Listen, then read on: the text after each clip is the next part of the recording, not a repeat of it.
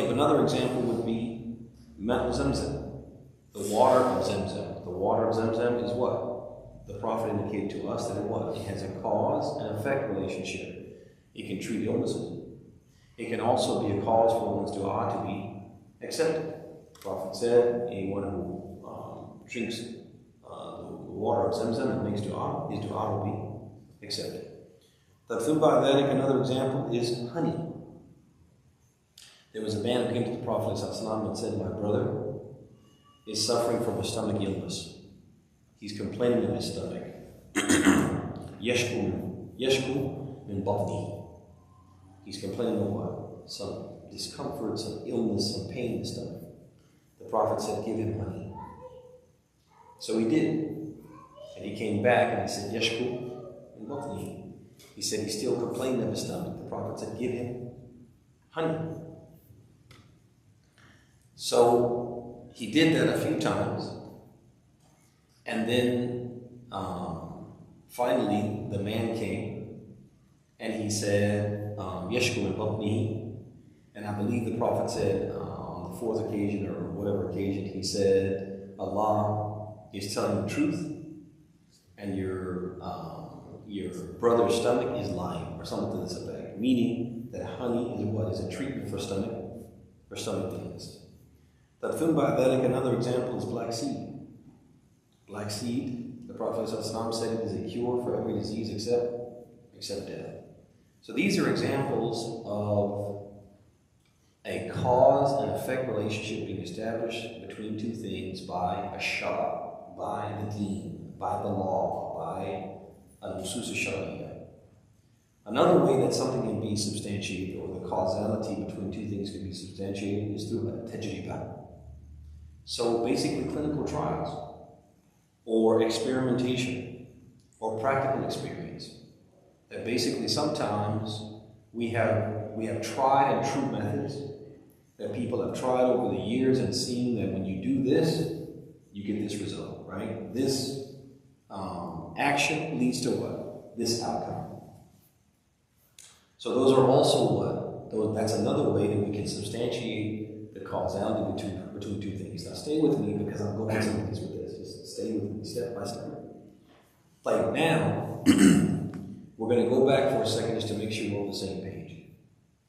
So we have something called causation, causality, meaning a means to an end. Something which what? Which leads to something. Fire does what? It burns. Fire heats. Water quenches thirst. You guys see that? There's a causality between those two things. Perfect. In Islam, causes are one of two types. They're either haqiqiyya, they're either substantiated, or they are unsubstantiated. Substantiated, it can be substantiated in one of two ways. The first way is by what?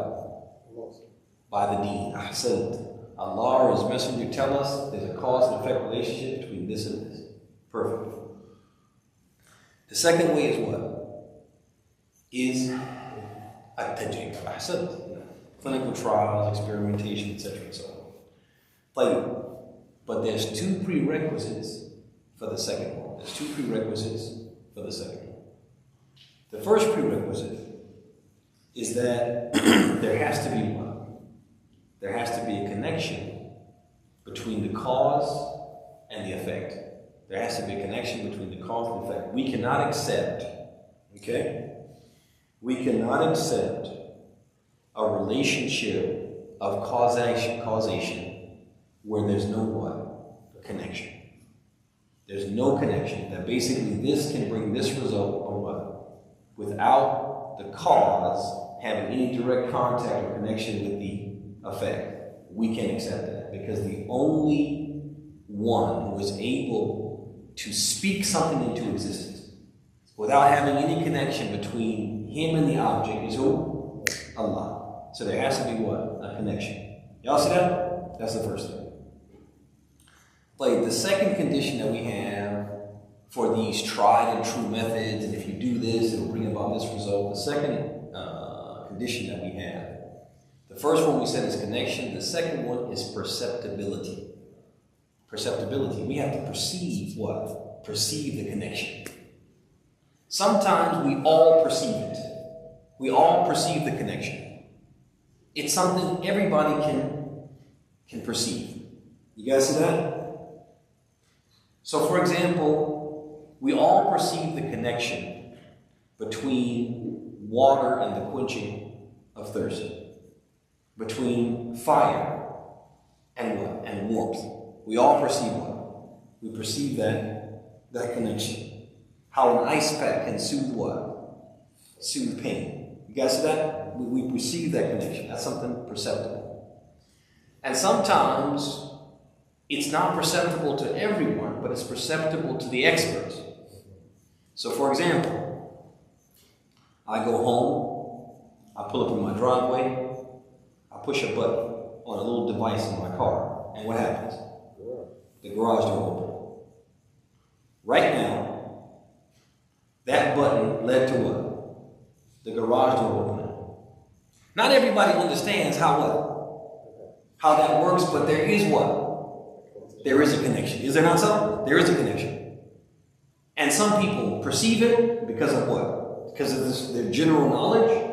And some people perceive it because of what? Their very specific knowledge of how remotes work, the signals that they send, etc. and so forth. You guys see that? But there's a device that's sending a signal to another what? Device. There is what? There is a connection. It's not me pulling up and saying, open sesame, and what? And the garage door opens. You guys see that? All right, so again, it sounds complicated, but stay with me, because what I'm saying is very, very important. This principle that we have, because when we understand how tawheed works and how our mind as Muslims are supposed to work as it relates to what? The oneness of Allah, then it helps us avoid falling to what? Into some of the forms of shirk that many people fall into, because they keep saying in general terms, what is tawheed? The belief in the oneness of Allah. That's true, but tawheed is much more in depth than that. And when we just think of it generally as what? Believing in one God, we end up what? Missing out on some of the details. And as they say, the devil is in the details. You guys see that? When you miss out on the details, you get in trouble. Right? You get caught out there by the devil. So let's go back and do this one more time. So we have this principle of causes, qaidat and asbab. And that qaidat says is basically that there's something called the existence of causation, or causality between what? One thing, a cause and an effect, a cause and effect relationship. In our religion, a cause and effect relationship between two things is either going to be one of two things. Either it's going to be haqiqiyya, it's going to be substantiated, or it's going to be unsubstantiated. You guys see that? If it's substantiated, it could be substantiated in one of two what? One of two ways. Either by what? The shar, by Allah saying it, or His Messenger saying it, or by what we call a tajriba, by clinical study, experimentation, tried and true methods. People have just tried it over and over again, and they found that every time you do this, you get this result. You guys see that? If we say this cause and effect relationship is established through tajriba, it's established through tried and true methods, clinical studies, experimentation. There are two conditions, two boxes we have to check in order to accept that. So if somebody says, hey, if you take a necklace and you put at the end of that necklace the skin of a wolf, no evil spirit will afflict you. And I say, okay, what is the proof? How can you substantiate? He says, we substantiate it through tajriba. We substantiate it through trial and error, tried and true method, experimentation, clinical studies. We say, okay, the only way I can accept that now, because that's not the deal. If it's going to be substantiated by tajriba, then there's two more conditions that have to be fulfilled. The first condition is what? There has to be what? A connection. A connection. What is the connection between the wolf skin and evil spirits? Explain that to me. Explain to me the connection. Okay? In addition to that connection that you're trying to explain to me, whatever words that you put to that, the next box you're going to have to check is what? Perceptibility. I have to be able to perceive that. I have to be able to perceive it. It can't just be something that you say, and it's like there's no way to explain it, but it's just true. In Islam, we can't accept that. We can't accept that. We assume that sabab is what we call wahmi. That sabab is unsubstantiated because it keeps us from falling into what? A shirk. And you guys can see why shortly. We'll give some examples. You see that? Play. So automatically we will reject that.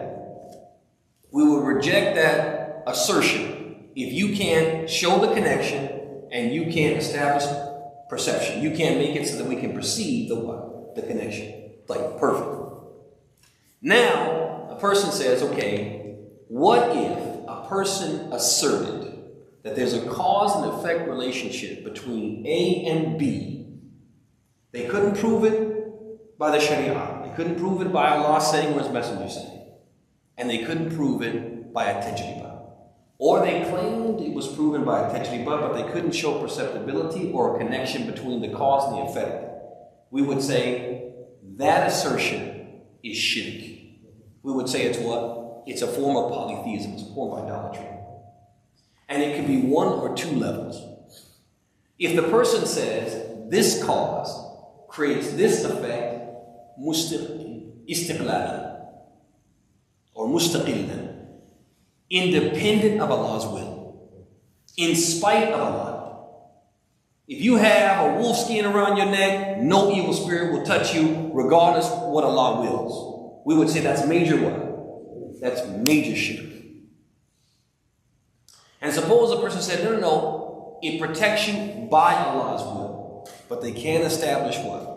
They can't establish the cause and effect relationship. La bishar wa la bitajribah. They can't establish it not by the nusus, by the text, or by what? By experimentation, clinical studies.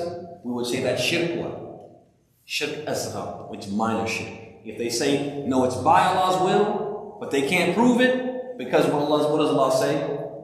He says, وَأَن تَقُولُوا عَلَى اللَّهِ مَا لَا تَعْلَمُونَ. And one of the worst things you can do is to say about Allah that which you do not what? That which you do not know. Right? So that's what? A form of what? Minor shirk. But if you say independent of Allah, in spite of Allah, we say that's what? Major shirk. Tayyib. So now if we understand this principle of causes, we'll understand how to identify some of the common forms of shirk that Muslims fall into that they themselves don't realize that they're falling into. Y'all see that? And I'm going to give you some examples. And we're going to always tie it back, or we're going to try to tie it back every time to this principle of causes. Y'all see that? Like the first one is when a person he does what they call a tabarruk. So basically, he seeks unsubstantiated blessings from a person or an object.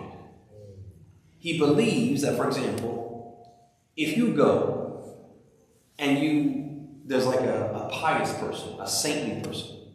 You go and you do this, you rub that pious person. You'll get what? You'll get blessings. You'll be blessed by Allah. If he shakes your hand, right? If he spits in a glass and you drink it, you'll get barakah. Y'all see that? Some people believe that. They also believe that there are certain words, certain objects that have barakah. Y'all see that? So a person might believe that there's a certain tree that if you pray under it, you'll be blessed. A certain tree, if you take what? If you take some of its bark and put it in your home will be blessed. People believe this. There are certain people and objects that they believe will give them what? Give them barakah, but they can't what? They can't substantiate it. There's a hadith, to give you an example of this being shirk. There's a famous hadith of Abi Waqid al-Laythi, who mentions that when the Prophet ﷺ went to Hunayn, there was a famous battle that took place after Fath Mecca at a place called Hunayn. He went with some of the people who had recently converted to Islam. And it was a large army, the largest army the Prophet had ever amassed. Why? Because he had his original companions, the people who had been with him from day one, and who what? Had a good understanding of a tawheed. But he also had a number of people who converted to Islam after Fath Mecca, who were what? They were Hudatha Ahdin bil Islam. They were what? New Muslims. And they were just recently leaving a shirk. So the Prophet ﷺ, he's on this journey with them to Hunayn to fight this battle. And they passed by a tree that the pagans used to call Dhatu Anwat. This tree that was in a specific area, everybody knew about the tree, and they called it Dhatu Anwat.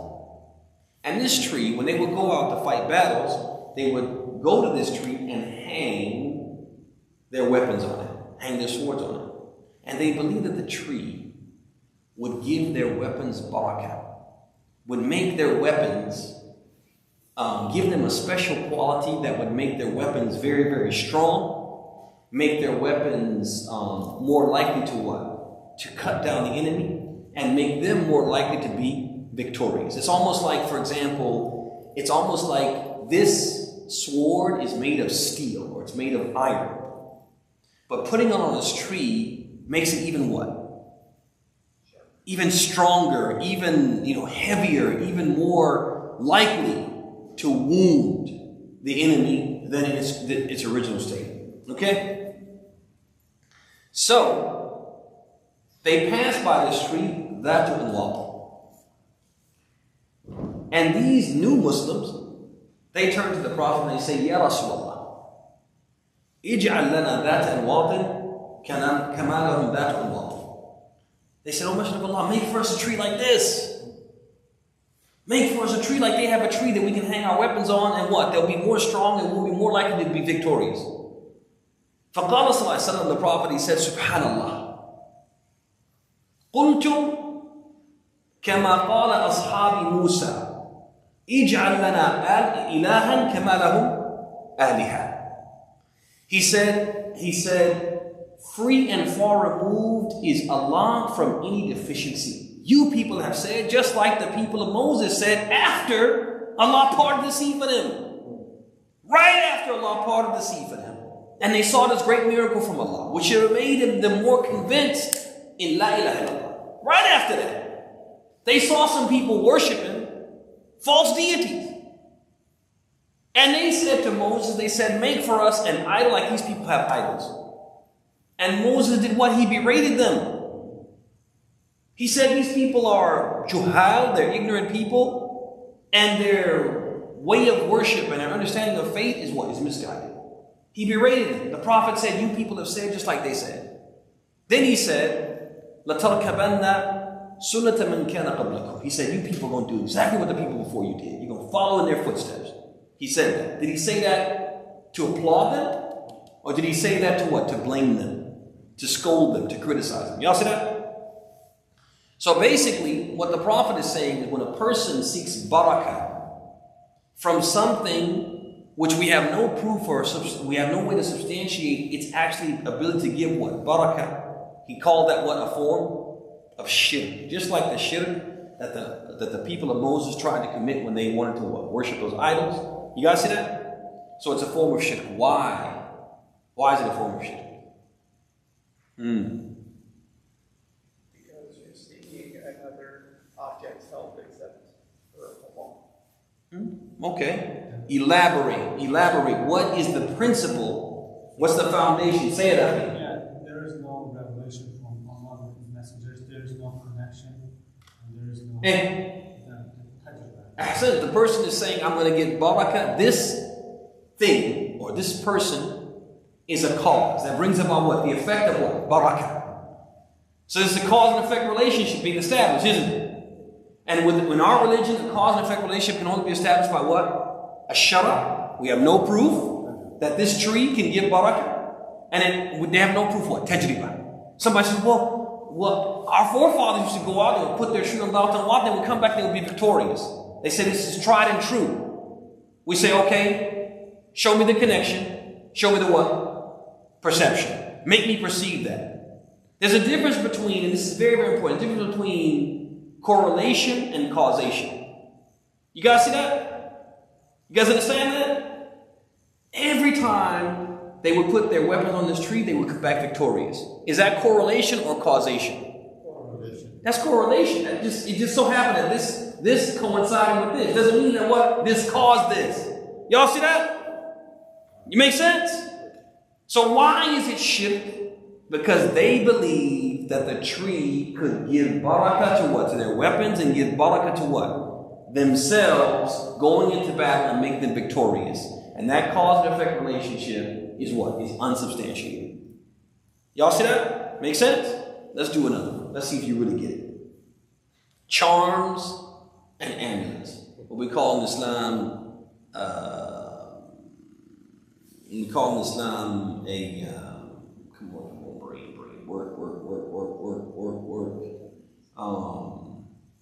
tama'im. طيب. So a tamima or a tama'im is something that a person will hang on their body some way. Could be around their neck. Could be something they what? They wrap around their wrist or around their forearm. Could be something they hang what? In their home. And they believe that that object has the ability to protect them from harm or bring about some benefit. You guys see that? That's a tamima. Allah subhanahu wa ta'ala gives us a general principle, and He tells us in the Quran, He says, وَإِن يَمْسَسْكَ اللَّهُ بِضُرٍّ فَلَا كَاشِفَ لَهُ إِلَّا هُوَ وَإِن يُرِدْكَ بِخَيْرٍ فَلَا رَادَ لِفَضْلِهِ يُصِيبُ بِهِ مَن يَشَاءُ مِنْ عِبَادِهِ وَهُوَ الْغَفُورُ الرَّحِيمُ. He says, if Allah afflicts you with some misfortune, none can remove it besides Allah. That's another thing too. They believe amulets can do what? Let's say you get sick. They believe the amulet can what? Can heal you. Y'all see that? But Allah is saying, if Allah afflicts you with some misfortune, like illness, none can remove it besides who? Besides Him. The amulet can't remove it. Only Allah can. And if He intends some good fortune to come to you, none can withhold His favor. He grants it without limit to whomever He wills of His servants. And the Prophet ﷺ, he said, "Man ta'allaqa tamimatan faqad ashrak." He said, whoever wears an amulet or hangs an amulet in his home has committed a shirk.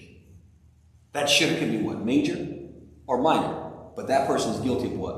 A shirk. And in the Athar, Ibn Mas'ud, he said, "At-tama'im wa tiwalata shirk." He said, indeed, good luck charms and love potions are forms of idolatry.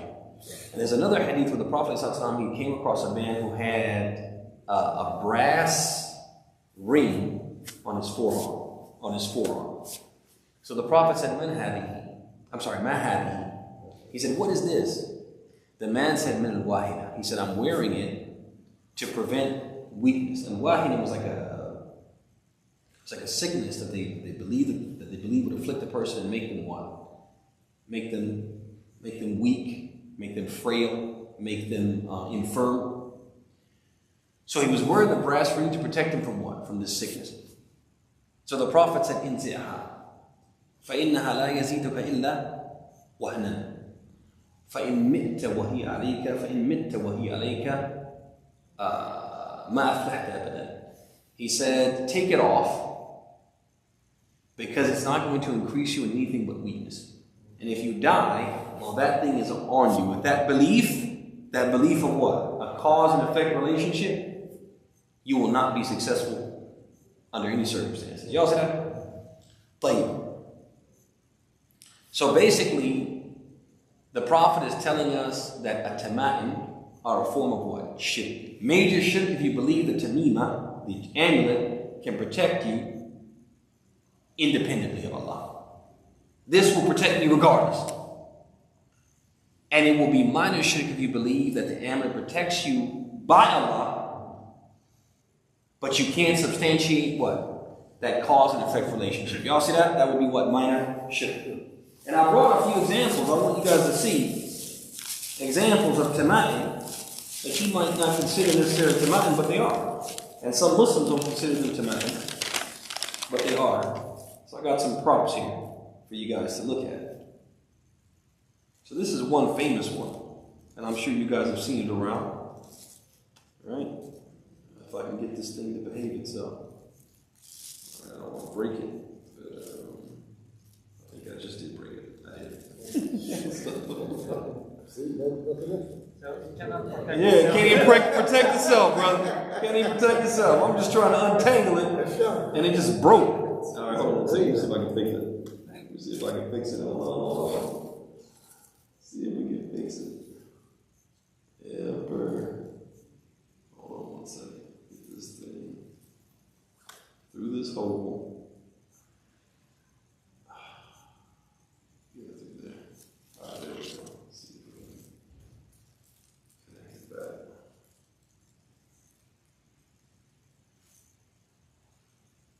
No, it actually did break. I just thought it was a bit. All right. All right, anyway, you get the point, right? You guys have seen this before, right? Yeah, the blue eye, right? And they believe that this will protect you from the evil eye, right? Which is a real thing, right? As the Prophet said in the Hadith, al-ainu haqq, right? So it's that one. All right? Oh, you don't want to have that. All right? This is another one. You guys ever seen that before? The dream catcher. The dream catcher. Oh, yeah. Right? It's a dream catcher. All right. This is one very common in our culture, right? Very common in our American culture. Oh, the rabbit foot. Very common in our American culture, right? You got people who carry this in their pocket. Right? They won't go anywhere without one of these, right? They won't go anywhere without one of these. And then last but not least, one more prop that I have. Anybody seen this before? Too small to see it? Oh, yeah. Some people call it the hand of Fatima. Hand of Fatima, right? Oh, so those are examples, brothers and sisters, of at-tama'im. Why would we say in our religion that a tama'im or a tamima is shirk? Give me two reasons. Why would we say it's shirk? Because there's no cause and effect relationship between it providing protection from you. Yeah, we don't have proof of a cause and effect relationship between what? Between the tamima and the effect of what? Of either blessing or the effect of protection or the effect of some type of benefit, right? We don't have any proof of that. Also, we say it's shirk. Why? Because the Prophet said so. He said, "Man ta'allaqa tamimatan faqad ashrak." He said, whoever hangs an amulet has what? Has committed shirk. Y'all see that? So that's another reason why we say it's what? It's shirk. Give another example. Another example is what? Omens. Omens. Okay? Omens.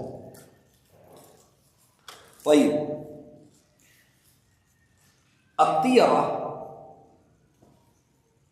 comes from, the word at-tiyara in Arabic comes from zajr al-tayr, which basically means that you shoot a bird, or you shoot birds, and you do something to what? To frighten them, so that they take what? They take flight. You guys see that? And the people of Jahiliyyah, the people of the pre-Islamic period of ignorance, what they used to do is that they would attribute certain meanings, either positive or negative, to what? To the flight patterns of birds. So, for example, a man came out of his home, and there were some birds perched on his fence. And he did something to frighten them. And those birds flew off to the right. He would say, oh, it's going to be a good day. That's a good sign. That's a good portent. If they flew off to the left, he might actually go back in his home and shut the door and not come back outside, fearing that some bad things were going to happen to him. You guys see that? That's what the people of Jahiliyyah used to do. They had this concept of what? The belief in evil omens, right? And even good omens. Y'all see that? And so because this whole concept of the belief in omens with them, it primarily had something to do with the flight patterns of birds. Islam gave it the name what? At-tiyara, or at-tayyur, having to do with what? Flight and birds. You guys see that? But that doesn't mean that omens are confined to what? To birds, or the flight patterns of birds. But an omen is basically anything that you believe can give you an idea of what's likely to happen, good or bad, in the future. You guys see that? It can be a good or bad portent. Y'all see that? So, for example, a person's ear starts to itch. You see, somebody's talking about me. Y'all see that? Huh? Either way, it's like a person believes that what? My ear is itching, or my ear is buzzing, or my ear is ringing. Somebody's talking about me. Y'all see that? Person sitting at the table having dinner reaches over to grab something and knocks over the salt, and salt spills. That's bad luck. Y'all see that? Like, give another example. Person walking down the street, mind their own business, maybe going for a morning run, and all of a sudden, a black cat crosses their path, or a snake crosses their path. And they say, oh no, some unpleasant circumstance is going to happen, right? So these are all examples of what? Of omens. Y'all say that evil? Evil omens. And they're all what? They're all shirk. Now the Prophet in one of his hadith, he said, At-tiyaratu shirk, at-tiyaratu shirk, at-tiyaratu shirk. He said it 3 times. He said, being influenced by omens is a form of idolatry. Then he said it again. Then he said it again. Then he said it. He said, وَمَا مِنَّا إِلَّا وَلَكِنَّ اللَّهَ يُذْهِبُهُ بِالتَّوَكُّلِ.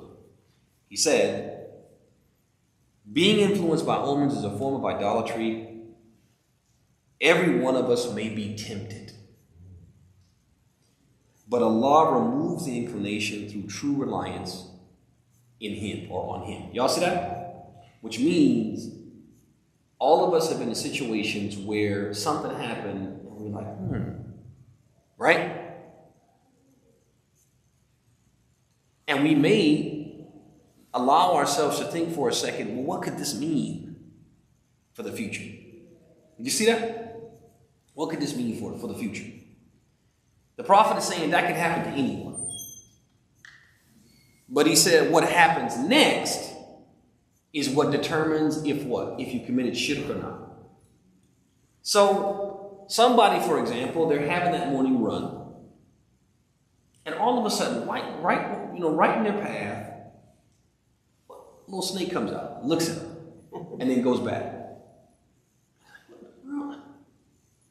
And they just pause for a second, like, I don't know, maybe I shouldn't. But they're like, and they keep going. You see that? They put their trust in Allah and they keep going. Did that person commit shirk? That wasn't. But suppose they recognize what they see, what could be perceived as an evil omen, and they let that affect what? Their decision making. And they say, oh no, that there's something in that, and they go back. Then they're guilty of what? A shirk. You see that? They're guilty of what? A shirk. So they presume it is a cause for a certain effect. That will be shirk. Is it major or minor? It depends. If they believe it's a cause for the effect by Allah's will, minor shirk. Because what? It's wahmi. But you still believe that who's in charge? Ultimately, Allah. Like, suppose they believe that this can bring about a certain unpleasant result, istiqlalan, independent of Allah's will. That would be what? Major shirk. You guys see that? Like, why? For 2 reasons. One, because the Prophet said, at-tiratu shirk. He said it is shirk. He called it shirk. And the second reason is because why? There's no what? There's no proof of what? Of causation or causality. And so if we don't have substantiated proof of causality, but we establish it anyway, then that's what? That's shirk in our religion. So I'll give you another example. Astrology. You guys know astrology? Like the belief in like the different signs. If you were born from this date to this date, you're a Cancer, you're a Capricorn, you're Sagittarius, whatever. Right? I'm a Sag. And you believe, right? And you believe that these celestial bodies and their positioning can determine what? Can determine your future. Is it going to be good or bad? Or are we going to have a good day, a good week, a good life? Y'all see that? So that's also a form of what? Shirk. Why would it be shirk? Tell me why. Why would it be shirk? You're establishing that what? That cause and effect relationship without what? Without a shara. Delete a shara or delete a tajriba. Allah. Y'all see that? Okay. All right. Let me give you, I think we can do one more. Give you one more. Yeah, we'll do two more. One of them in detail and one just out of Syria. But another one that's very common that Muslims fall into that's a form of shirk related to this whole cause and effect is where people attribute a ni'am. They attribute some type of favor or some type of bounty or some type of blessing to an unsubstantiated cause. And this is something we have to be very careful of in Islam, and people do it all the time. And sometimes they do it without thinking, but they still what? They're still guilty of shirk, even if they're just guilty of shirk lafzan, not i'tiqadan. So for example, I'll give you some examples of what I'm talking about. I'm going to give you a hadith as well. Somebody says, if it had not been for so-and-so, such and such thing wouldn't have happened. Right? If it had not been for so-and-so, such a thing wouldn't have happened. Right? So, somebody's going to college. And they're just like, man, I don't even know what I'm going to do, man. I've been taking all these courses. I don't have a major. And every day I think I want to do this, and the next tomorrow I want to do that. I'm just all over the place. I just feel like I'm spinning my wheels. And they leave out of one of the halls of the university, and they come across a guy, and he's dressed, very handsomely and sharply, and they're just impressed by his countenance, and his appearance, and his charisma. And like, man, who is that? And they're like, that's Professor so-and-so, and he is an expert in sociology. He's an expert in human behavior. That's what I want to be. That's what I want to be. And then the person actually pursues that. They pursue that career. And they become very, very successful. Right? They become a published author, blah, blah, blah, blah, blah. And then somebody asks them, what made you turn to sociology? What do you contribute your success? And he says, if it was not for so-and-so, I wouldn't have been successful. What do you guys think about that? Huh? Yeah, honestly, he didn't even have a conversation with this person. Just saw how they were dressed. And somebody said, hey, he's a big-time professor of sociology. And they decided to pursue it. And when they decided to pursue it, they really got into it. Unlike when they tried computer science and cybersecurity. They tried medicine. They tried dentistry. They tried all the other things and just couldn't get into it. They tried sociology, got into it. And they give the credit to who? A man that they saw on campus that they never even had a conversation with, instead of giving the credit to who? Allah. Y'all see that? So what are they doing? They're establishing a cause and effect relationship between two things. Is that substantiated or unsubstantiated? Did that man cause anything? Who caused it? Allah. They're giving Allah's credit to what? Somebody else. Y'all see that? Mumtaz. Give another example.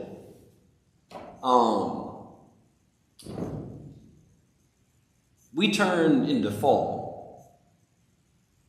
And what usually happens in fall is you get a lot of what? A lot of rain. And the weather starts to what? Get cooler. And until about 2 or 3 weeks ago, we had no rain in the fall. Y'all notice that? There was no rain in the fall. And that was an issue for a lot of people, particularly people who farm and do things like that. So there was no rain. Then all of a sudden, the rain comes. But the rain coming coincides with a visitor. Somebody coming to our community, a guest khatib, let's say. And somebody says, Jazakallah khair, akhi, you brought the rain. You brought the rain. What do you guys think? Is that okay? You brought the rain. But people do that. People say that. People say you brought the rain. So now what they doing? This is a favor from Allah. Rain is a favor from Allah subhanahu wa ta'ala. It's a gift from God. And they're giving the credit for that gift to who? To this individual instead of giving to who? Allah. Atfadli.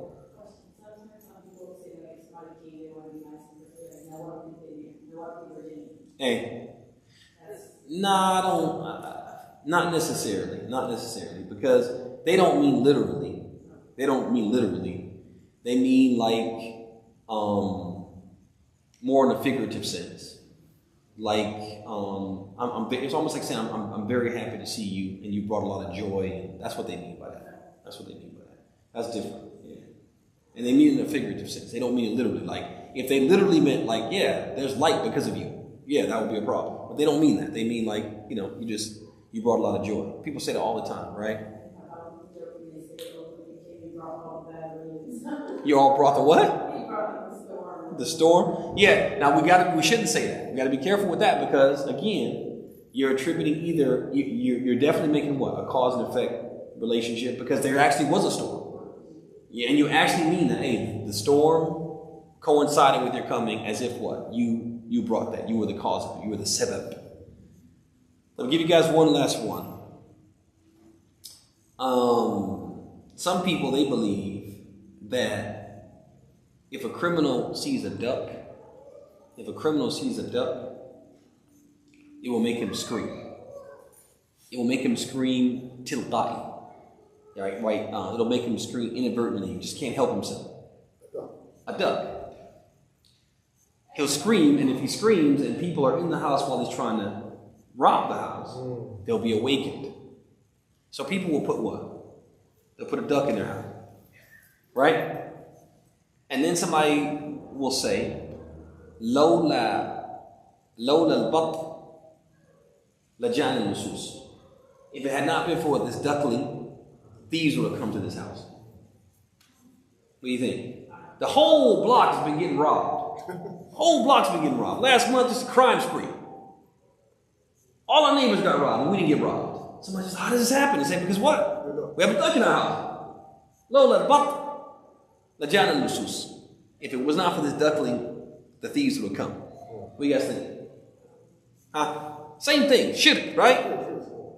The Prophet ﷺ in the hadith of Zayd ibn Khalid al-Juhani, he said, صلنا رسول الله صلى الله عليه وسلم صلاة الصبح بالحديبية على إثر سماء كانت من الليلة.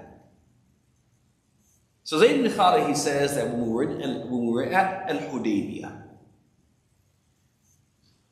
we prayed Salat al-Fajr, the Prophet led us in Fajr, after a night where what? It rained.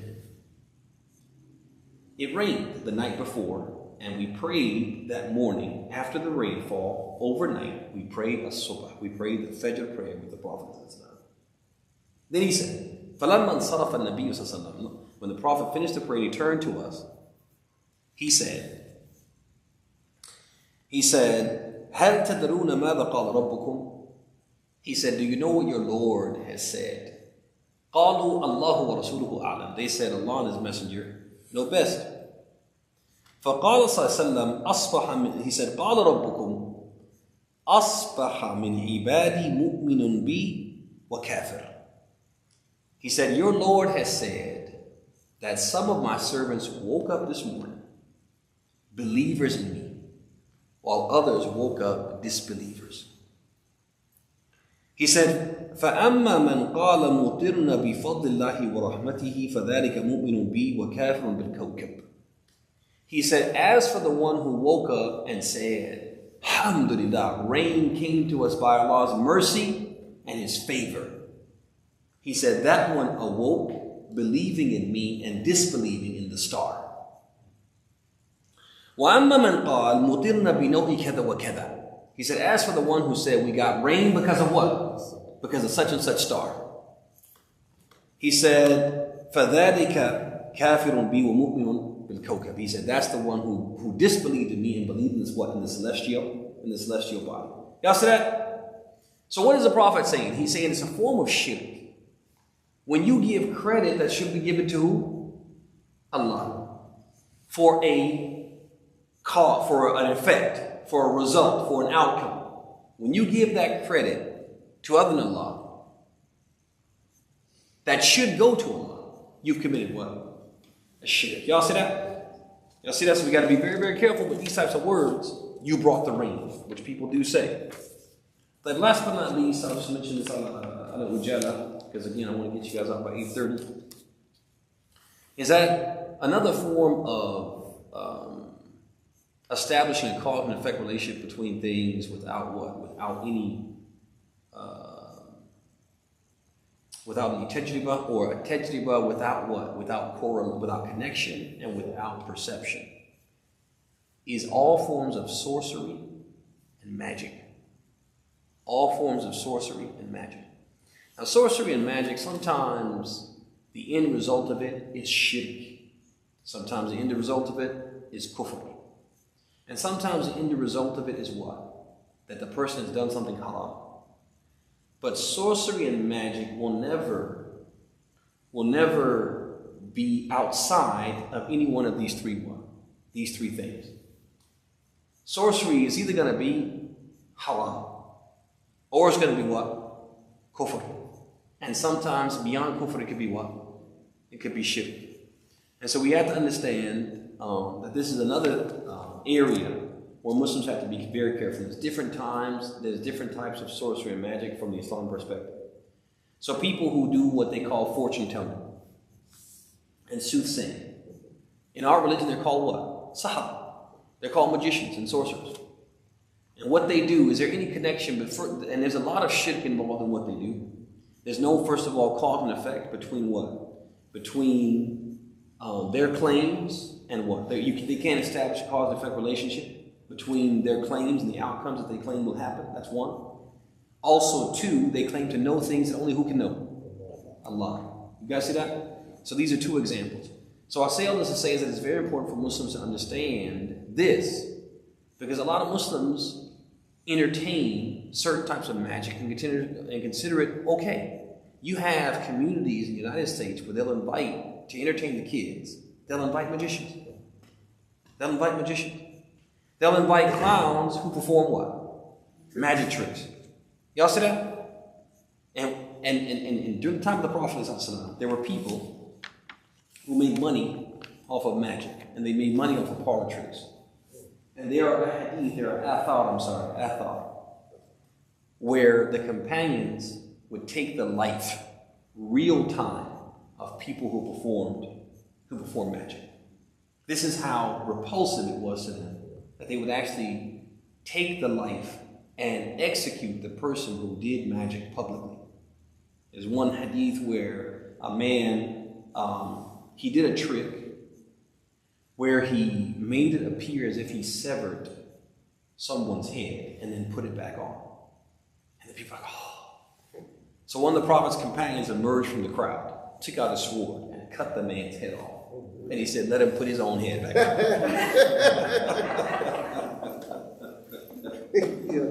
So I say all this to say is that we have to be serious. I mean, we have to be serious about this tawheed, and we have to be serious about understanding that even these parlor tricks, obviously the man didn't really cut the person's head off, but he gave that impression. That was enough to make this companion so angry for the sake of Allah that he ultimately exterminated this man or executed this man. So I say all this to say is that we have to be aware, and we have to go beyond the superficial understanding of tawheed, the oneness of Allah, and understand that there are certain terminologies, there are certain concepts that go hand in hand with our Islamic monotheism, that if we understand them, they keep us from falling into the type of shirk that was committed by the people who came before us. Like the Prophet said, you will follow the footsteps in the path of those who came before you, and they fell into shirk. And also the shirk that's committed by many Muslims unwittingly. They don't realize it. Like what? Like you brought the rain, right? Or having a hand of Fatima hanging around their neck. Like any questions, any comments, any critiques going once? تفضلي.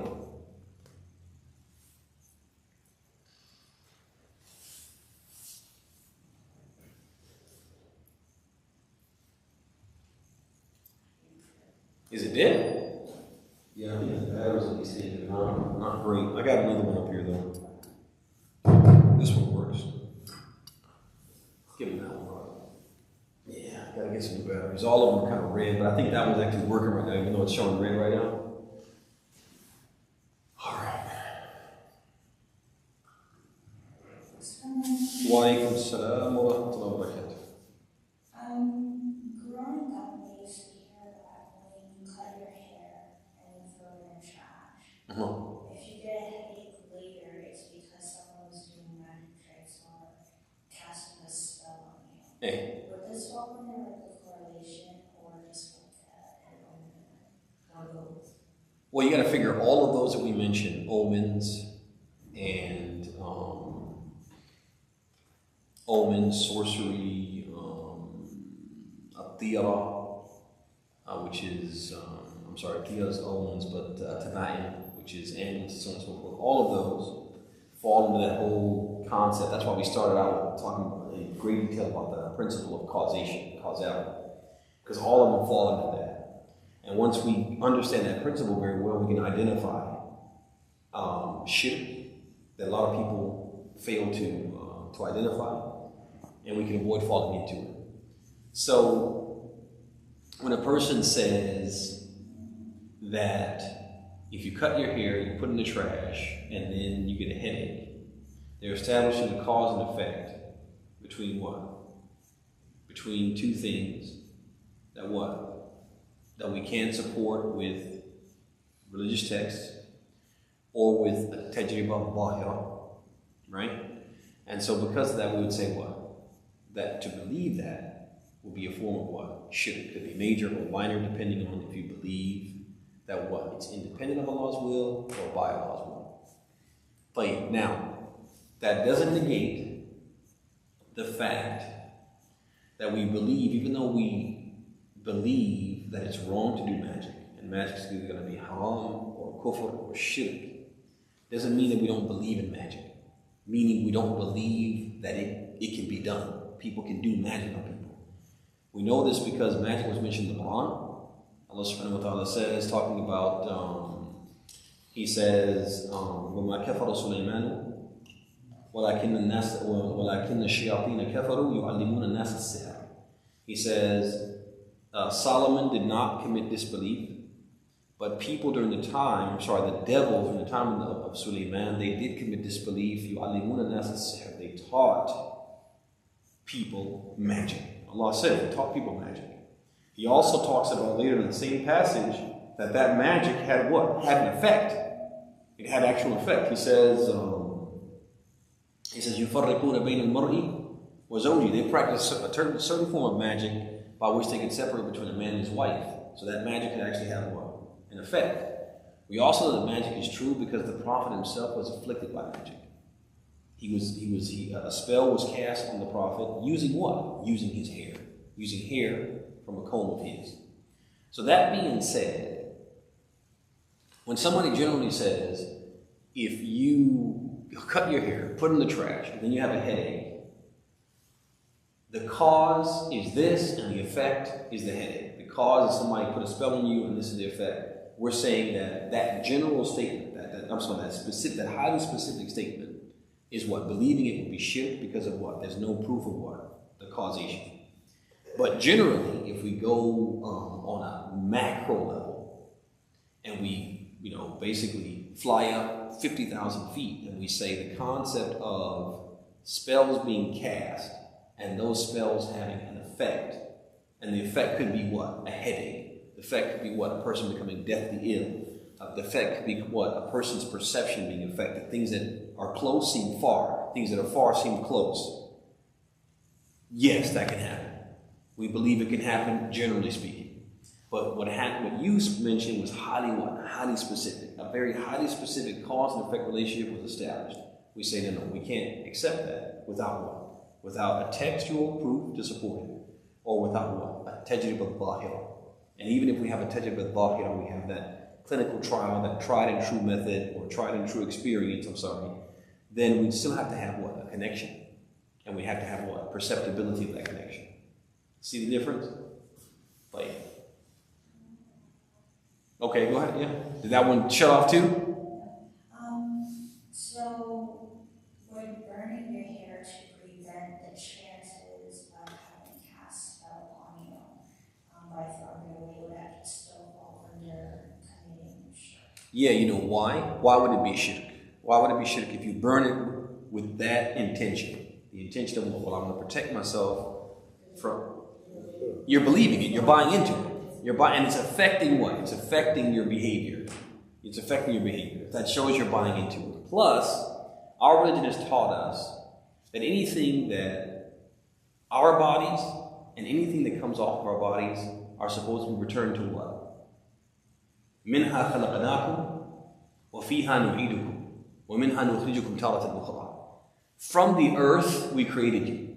To it we will return you. And from it we will resurrect you.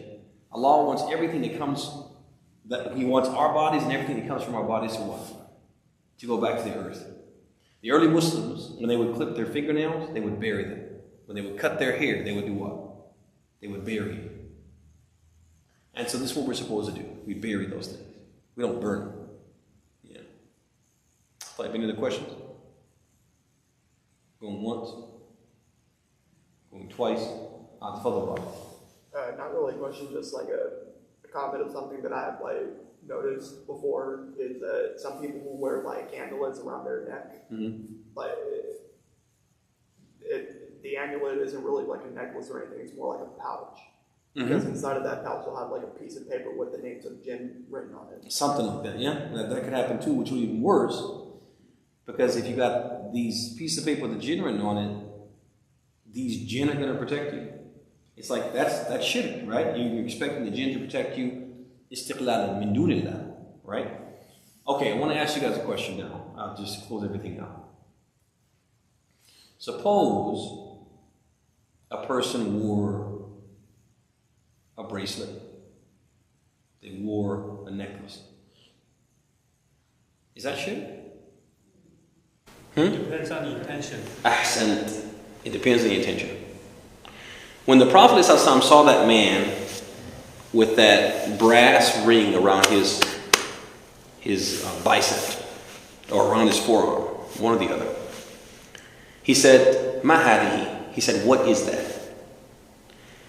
If it was shirk to wear it, regardless of the intention, would the Prophet have asked that? He wouldn't have asked. He would have said, "Take that off. That's shirk." Which means that if you wear a bracelet or you wear something on your forearm or something on your bicep, and you wear it because you wear it for fashion, you wear it for some medical benefit. You wear it for some medical benefits. For example, I have pain in my bicep, and so do what? I put like a strap on it, right? I put a strap on it because what? It helps with, I don't know, stability, whatever. Stability, right? Person puts a knee brace on, and you're doing it for what? To brace your knee, to keep your knee because of some injury you have or something like that. So if you do it with that intention, or you do it in the intention of fashion, there's no problem with that. And if there was a problem with it, the Prophet wouldn't have what? He wouldn't even have asked. He would just told him what? Take that off. So when the man clarified his intention was to protect himself from some type of illness that he feared would afflict him, the Prophet said, take it off. Which means a person can wear a bracelet, a person can wear a necklace, they can wear other jewelry as long as it's appropriate for them. Because that's the other thing we have to think about too. There's some jewelry that's only appropriate for what? Women? You guys see that? So men shouldn't be wearing the things that women wear. Shouldn't be wearing earrings and nose rings, even necklaces, to be honest with you. It's not really a man thing, right? But a bracelet for a man, a ring for a man, these things are acceptable. As long as what? As long as you have the right intentions. So some people wear some stuff like on their necks because they believe like there is like some medical benefits, like certain element. Mm-hmm. Right? But that it's actually not there. Ahsan. And if that's the case, if they believe it has some benefit, and we can't establish that with a nusus al-shar'iyyah, we can't establish it with religious texts, or a tajib al-zahira, there's no clinical trials that have been done to prove that if you wear this, it will have this medical benefit. We're not supposed to do that, because if we do that, we're establishing what? A cause and effect relationship. Even if they think the relationship is a medical one. You see that? It's still what? A cause and effect relationship. We can't do that in Islam, because that does what? That leads to what? A shirk. Yeah. طيب, any other questions? تفضلي. So if you watch it or anything, that's also considered, even if you don't believe it. Mm-hmm. People go, like you said, sometimes people bring to a birthday party or something. I'm just asking, just to know. No, we shouldn't. We shouldn't. There's a hadith where I'm trying to remember the name of the Sahabi. I can't remember his name right now. But he said, "O Messenger of Allah, there are people amongst us who go to al-Kuhan. They go to these soothsayers. They go to these fortune tellers. They go to these people who are one form of what? A-sahar, one form of the sorcerers and the magicians. They go to them." And he said, فَلَا تَأْتِيهِمْ. He said, don't go to them. He said, don't go to them. The scholars took from that just going to them, even if you don't believe in what they say, you're just going to be entertained. You're just going because you're intrigued. They say that even going to them, from what the Prophet said, فَلَا تَأْتِيهِمْ. He said what? It's an indication it's what? It's haram. The very least of what's going to happen when you go to one of them is you've done something haram. You see that? Then you could what? You could get to this level of kufr, depending on what? Your belief and your reaction, your response. You can get to the level of what? A shirk as well. And so we don't even go and entertain that. We don't support that at all. Yeah. طيب, any other questions? Question, it's like out of topic. But so is it haram to visit like a historical church, for example? Oh, what is it? Historical church. A historical church? Yeah, like I mean, it's not a church. I don't think it's a church that is being like Used or used anymore, Yeah. or maybe occasionally. I don't know, but like for historical reasons, like it's. No. There's an ether where the Prophet, Umar, when they conquered one of the lands of the Christians, he was invited to enter the church. He didn't enter it. And some people use that to prove that you're not supposed to enter a church regardless. But the scholars of Islam, when they reviewed that, they said there was a reason why. Like Umar clarified the reason why.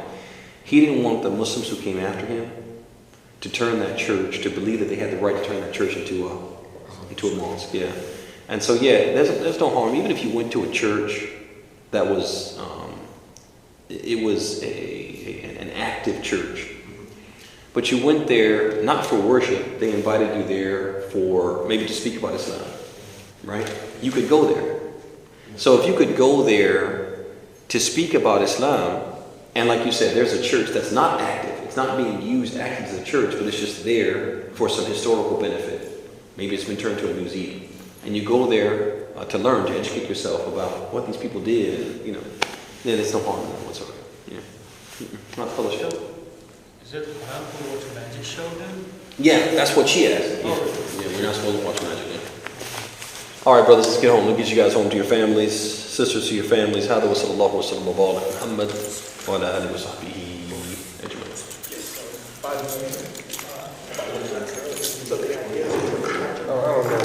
I can't be a clown. I can't smoke weed. I can't hang around him. He messed the game up, champ.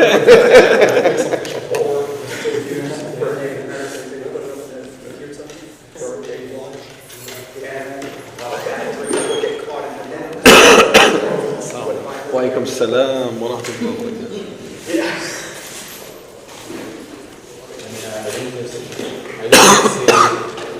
I don't want to say something. Yeah, but that's what it was. Is the mic on? I want to be on mic for this. وعليكم السلام ورحمة الله وبركاته.